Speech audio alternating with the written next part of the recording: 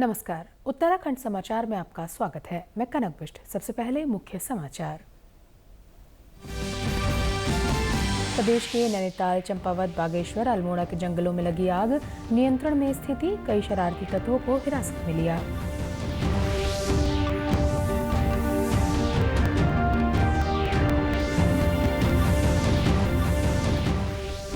कल सुबह 11:30 बजे घोषित होगा उत्तराखंड बोर्ड की 10वीं और 12वीं कक्षा का रिजल्ट। ubsc.uk.gov.in पर घोषित होंगे परिणाम।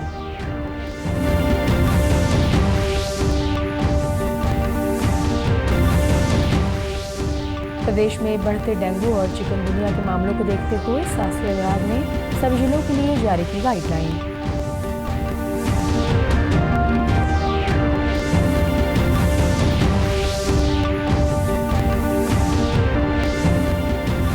और डिमर गांव पहुंचने पर गाड़ू घड़ा तेल कलश यात्रा का हुआ भव्य स्वागत। पहले चरण के बाद अब बद्रीनाथ के लिए 8 मई को प्रस्थान करेगी यात्रा। अब समाचार विस्तार से। गर्मी की शुरुआत होते ही उत्तराखंड के अलग अलग इलाकों के जंगलों में आग की घटनाएं सामने आई हैं। नैनीताल, चंपावत, बागेश्वर, अल्मोड़ा के कई इलाके आग से प्रभावित हैं। हालांकि प्रशासन की माने तो स्थिति नियंत्रण में है। वहीं नैनीताल के जंगलों में कुछ जगहों में बढ़ रही आग को नियंत्रित करने के लिए राष्ट्रीय आपदा मोचन बल यानी कि एनडीआरएफ ने वन विभाग की टीम के साथ आग पर काबू पाने के लिए कार्य शुरू कर दिया है। वहीं केंद्रीय रक्षा एवं पर्यटन राज्य मंत्री अजय भट्ट ने भी भवाली और अन्य प्रभावित क्षेत्रों का स्थलीय निरीक्षण किया। इस दौरान उन्होंने वन विभाग और एनडीआरएफ की टीमों का हौसला भी बढ़ाया। देखिए, भवाली रेंज के गागर बीट में मैं इस समय हूँ। मैं बधाई देता हूँ अपने फॉरेस्ट डिपार्टमेंट के लोगों को, एनडीआरएफ को और अपने एडमिनिस्ट्रेशन को कि जितनी तेज़ी से आग बढ़ी थी उसको एकदम से रोक लिया। और इसमें हमारे एयरफोर्स के हेलीकॉप्टर भी उन्होंने पानी का छिड़काव किया। उससे भी एकदम फौरी राहत हमको मिल गई। जो पूरी तरह से जंगल ख़त्म होने की आशंका थी वो बचा लिया है। वहीं श्री भट्ट ने कहा कि पर्यटकों के लिए नैनीताल व आसपास के इलाके पूरी तरह से सुरक्षित हैं। उन्होंने कहा कि पर्यटक बिना किसी भय के प्रदेश के किसी भी स्थान का रुख कर सकते हैं। मैं चाहता हूं कि ऐसा मैसेज जा रहा है कि जैसे नैनीताल में आग लग गई हो, पर्यटक स्थान में आग लगी हो, जाना नहीं है, बिल्कुल सुरक्षित है, आप आ सकते हैं। ये बनाग्नि है, ये जंगलों के बीच में है। यहाँ कहीं पर भी नीचे शहरों में या जो पर्यटक स्थल हैं वहाँ पर कोई ऐसी दुर्घटना नहीं हुई है। वहीं बागेश्वर जिले के जंगलों में लगातार आग लगने की घटनाएं सामने आ रही हैं। जंगलों के जलने से जहां वन संपदा को नुकसान पहुंच रहा है, तो वहीं जीव जंतु भी जंगल की आग की चपेट में आ रहे हैं। वन विभाग ने जंगल में आग लगाने वाले लोगों के खिलाफ एक्शन लेना भी शुरू कर दिया है। जिले में वन विभाग ने एक युवक के खिलाफ जानबूझकर आग लगाने पर मुकदमा दर्ज कर लिया है। साथ ही 3 नाबालिगों को भी आग लगाते हुए पकड़ा है। प्रभारी प्रभागीय वनाधिकारी सुनील कुमार ने बताया कि जंगल की आग को काबू करने के लिए वन विभाग लगातार कार्य कर रहा है। जिले में 3 नाबालिग और 1 युवक के खिलाफ मुकदमा दर्ज कर आवश्यक कार्रवाई अमल में लाई जा रही है। उन्होंने कहा कि आगे भी वन विभाग की टीम औचक निरीक्षण कर कार्रवाई अमल में लाएगी। बागेश्वर वन प्रभाग के अंतर्गत अभी हमने कल बागेश्वर रेंज में 3 लड़कों को आग लगाते हुए रंगे हाथों पकड़ा है, जिनमें अभियोग पंजीकृत कर भारतीय वन अधिनियम की सुसंगत धाराओं में अभियोग पंजीकृत कर कार्रवाई अमल में लाई जा रही है। आज उनको न्यायालय में भी प्रस्तुत किया जा रहा है। इसके साथ ही बैजनाथ रेंज में एक व्यक्ति को वहाँ भी आग लगाते हुए उसको नामजद उसमें अभियोग पंजीकृत किया गया, उसमें भी कार्रवाई गतिमान है। इसके साथ साथ अन्य रेंजें भी जितनी हमारी हैं जो आग से अभी प्रभावित हैं, उन सभी में हमारे मुखबिर तंत्र को अभी हमने मजबूत करने का कार्य किया है और भविष्य में भी ऐसी ही कड़ी कार्रवाइयाँ अमल में लाई जाएंगी। अभी तक लगभग हमारे यहाँ 13 घटनाएँ हो चुकी हैं वनाग्नि की, जिसमें लगभग 14 हेक्टेयर क्षेत्रफल प्रभावित हुआ है। उधर चंपावत में भी वन विभाग की ओर से लगातार आग की घटनाओं पर अंकुश लगाने का प्रयास किया जा रहा है। आज जिले के भींगराड़ा, देवीधुरा, लोहाघाट, काली कुमाऊं, चंपावत और बूम रेंज के विभिन्न स्थानों में आग की घटनाएं देखने को मिली। आग लगने से क्षेत्र में धुआं फैला हुआ है। जंगलों की आग आबादी वाले क्षेत्रों में बढ़ने से जिले के पाटी विकासखंड के 2 आवासीय मकान भी आग की भेंट चढ़ गए हैं। आग लगने से कुछ क्षेत्रों में गेहूं की फसल को नुकसान पहुंचा, तो वहीं बहुमूल्य वन संपदा को भी नुकसान पहुंच रहा है। जिले के प्रभागीय वनाधिकारी आरसी कांडपाल ने बताया कि गर्मी बढ़ने के साथ ही वनों में आग की घटनाएं भी बढ़ रही हैं। उन्होंने बताया कि वर्तमान में जिले में 42 हेक्टेयर क्षेत्रफल में वनों में आग लगी है, जिससे निपटने के लिए विभाग द्वारा पूरे प्रयास किए गए हैं। 51 घटनाएं हो चुकी हैं, जिसमें वन पंचायत की भी हैं और रिजर्व फॉरेस्ट की भी हैं, और उसमें करीब 40 हेक्टेयर के आसपास जो है 42 हेक्टेयर के आसपास जो है एरिया भी प्रभावित हुआ है। और आग इस तरह की है जो सरफेस फायर के रूप में है, उसमें झाड़ियां, पत्तियां जली हैं। ऐसी कोई बड़ी आग की घटना नहीं है कि पूरा पेड़ जल गया हो, ग्राउंड फायर हुई हो, तो इस तरह की कोई घटना नहीं हुई है। और अभी हमने इसके रोकने के लिए है, अभी इससे पूर्व तो हमने जन जागरूकता अभियान चलाए थे और प्रिवेंटिव वर्क के उसमें कंट्रोल वार्निंग है, फायर लाइन की सफाई है, ये कार्य किए गए। और हमने नुक्कड़ नाटक और कठपुतली शो के माध्यम से भी लोगों को जागरूक किया गया कि आप वनों को आग न लगाएं, क्योंकि वहीं गढ़वाल में जंगलों में लगातार आग लगने से वन क्षेत्र को नुकसान पहुंच रहा है। गढ़वाल वन प्रभाग पौड़ी के अंतर्गत अभी तक वनाग्नि की 30 घटनाएं सामने आई हैं, जिनमें सबसे अधिक पोखड़ा रेंज में 11, पौड़ी में 10 और दीवा रेंज में 9 वनाग्नि की घटनाओं की सूचना है। प्रभागीय वनाधिकारी गढ़वाल स्वप्निल अनिरुद्ध ने बताया कि नागदेव रेंज पौड़ी के अंतर्गत आरक्षित वन क्षेत्र खिरसू में आग लगाने के आरोप में वन विभाग ने 5 लोगों को हिरासत में लिया था, जिसके बाद जमानत मिलने पर सभी को चेतावनी देकर छोड़ दिया गया। उन्होंने बताया कि जंगलों में लगी आग बुझाने के लिए लगातार कोशिशें की जा रही हैं। खिरसू अनुभाग में पौड़ी रेंज नागदेव में हमारी टीम द्वारा कुछ शरारती तत्वों को 5 लोगों को आग जलाते हुए रंगे हाथ पकड़ लिया, और उनको जो है हम लोगों ने भारतीय वन अधिनियम की धारा 26 के अंतर्गत उनके विरुद्ध अपराध निर्गत किया है, और उनको जो है सीजीएम किस कोर्ट में पेश किया गया है। वर्तमान में तापमान में वृद्धि होने के कारण और अत्यधिक पिरुल गिरने के कारण फील्ड काफ़ी ज़्यादा ज्वलनशील हो गया है और कई जगह मानव जनित आग है, तो लोग खेतों में आड़ा फुकान कर रहे हैं और कई शरारती तत्वों द्वारा भी जंगल में आग लगाई जा रही है। यहाँ रुकेंगे छोटे से ब्रेक के लिए, आप बने रहिए हमारे साथ।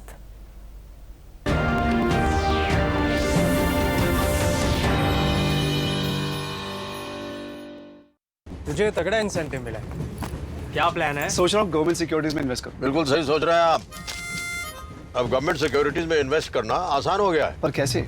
आरबीआई रिटेल डायरेक्ट स्कीम में बिना ब्रोकर के आप इन्वेस्ट कर सकते हैं और आपको आपकी पूंजी पर मिलेगी रिटर्न्स। आरबीआई पोर्टल पर जाइए, मुफ्त में अकाउंट खोलिए और अपने बैंक खाते से सीधे पैसे इन्वेस्ट कीजिए। सुरक्षित, आसान। रिटायरमेंट के बाद मैं भी यही इन्वेस्ट करूँ। बहुत सही कह रहे हैं आप। आरबीआई कहता है जानकार बनिए, सतर्क रहिए।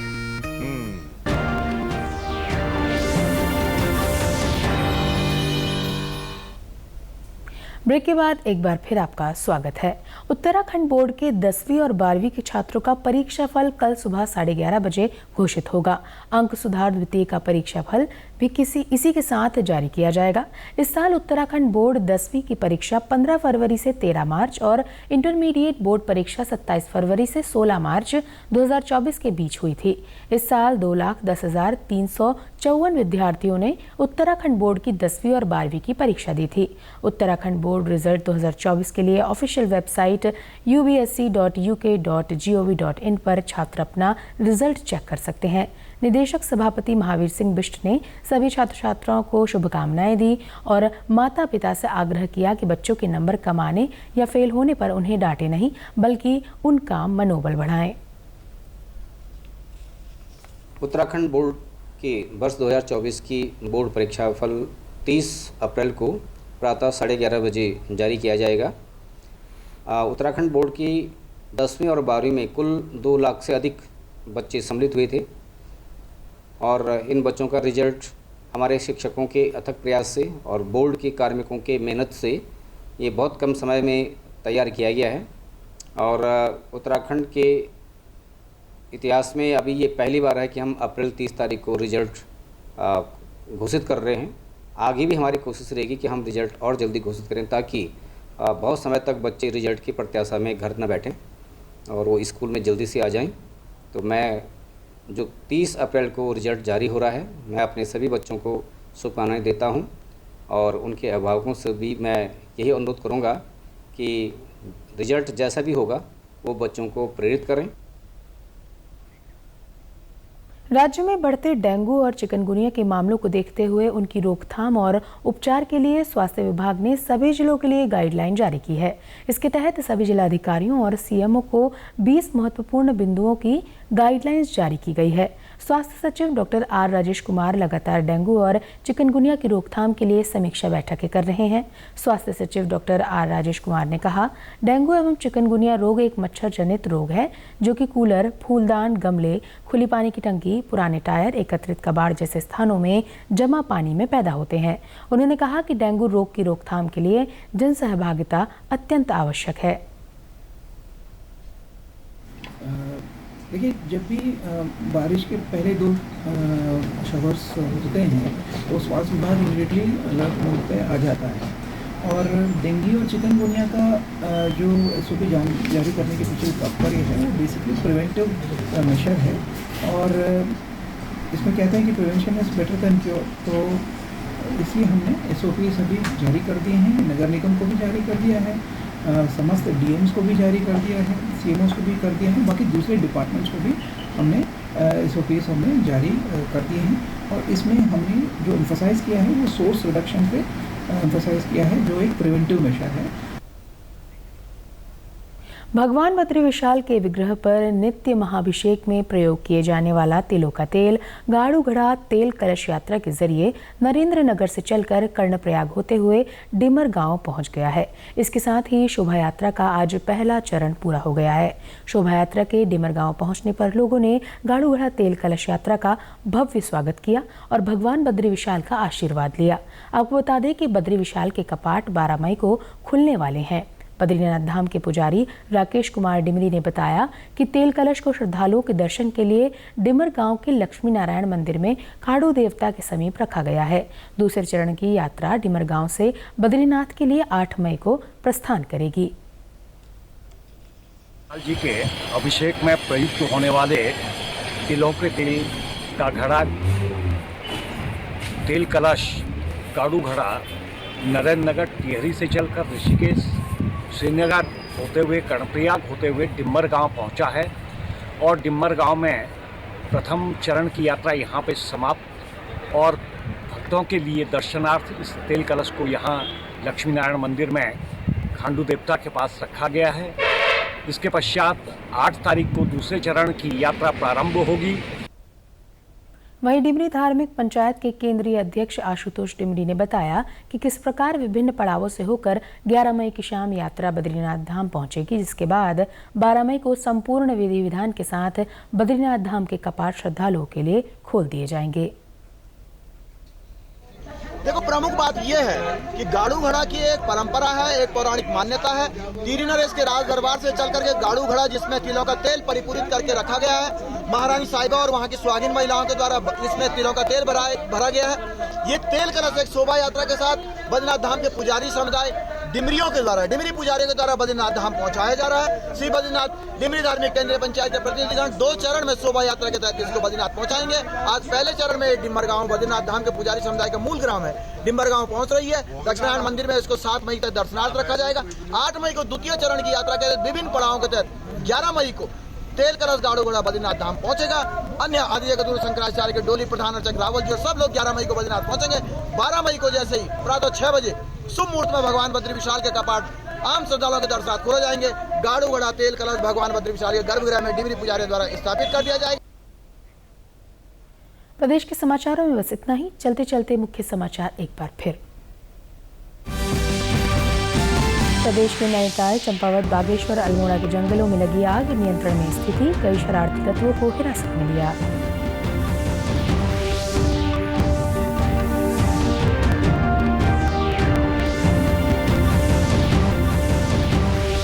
कल सुबह 11:30 बजे घोषित होगा उत्तराखंड बोर्ड की 10वीं और 12वीं कक्षा का रिजल्ट।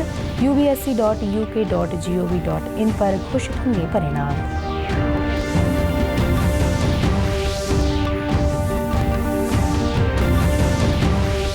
प्रदेश में बढ़ते डेंगू और चिकनगुनिया के मामलों को देखते हुए स्वास्थ्य विभाग ने सभी जिलों के लिए जारी की गाइडलाइन।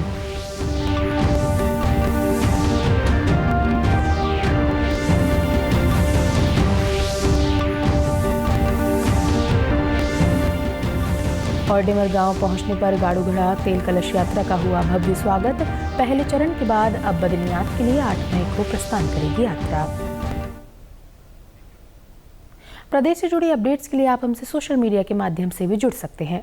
हमारा एक्स हैंडल है DD News_देहरादून। हमारा फेसबुक पेज है DD News उत्तराखंड। हमारे YouTube channel DD News Uttarakhand को भी आप सब्सक्राइब करें और हमारे Instagram page DD News Uttarakhand को भी फॉलो करें। उत्तराखंड समाचारों में फिलहाल इतना ही। नमस्कार।